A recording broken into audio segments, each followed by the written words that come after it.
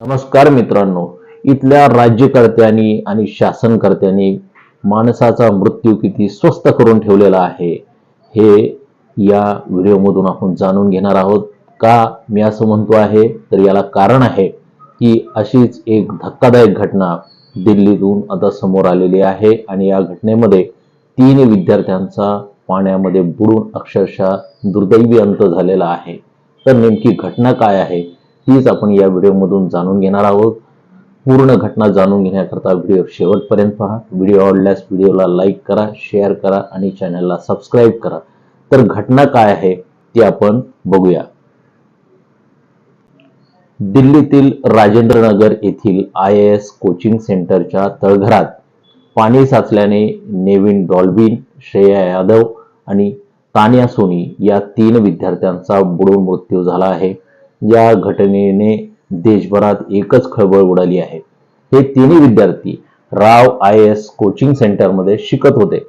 शनिवारी 27 जुलै रोजी रात्री हे तिघेजण लायब्ररीत अभ्यास करत होते. मात्र अचानक गटाराचा पाईप फुटला आणि लायब्ररी काही मिनिटातच पाण्याने भरली.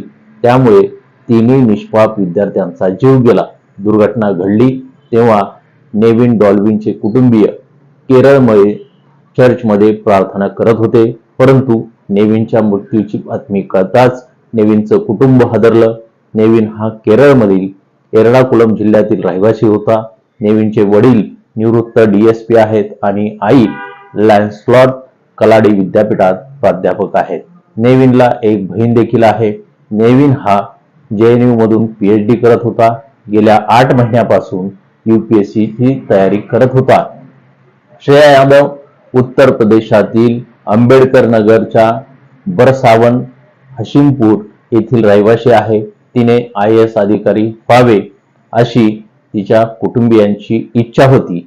आपल्या कुटुंबाचे स्वप्न पूर्ण करण्यासाठी श्रेया दिल्लीत शिकत असे. पण काल रात्री तिच्या घरच्यांना दुर्घटनेची बातमी ऐकू आली. बातमी कळताच श्रेयाचे काका हॉस्पिटलमध्ये धावले. पण तिथे पोहोचल्यावर त्यांना श्रेयाच्या मृत्यूची बातमी मिळाली. श्रेया फक्त 25 वर्षाची होती.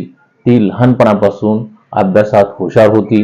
जून-जुलैमध्येच तिच्या कुटुंबियांनी त्यांना राव IAS स्टडी कोचिंग सेंटरमध्ये प्रवेश घेऊन दिला होता.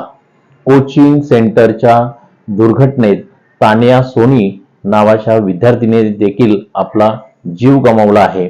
ती मूळची तेलंगणातील सिकंदराबादची आहे.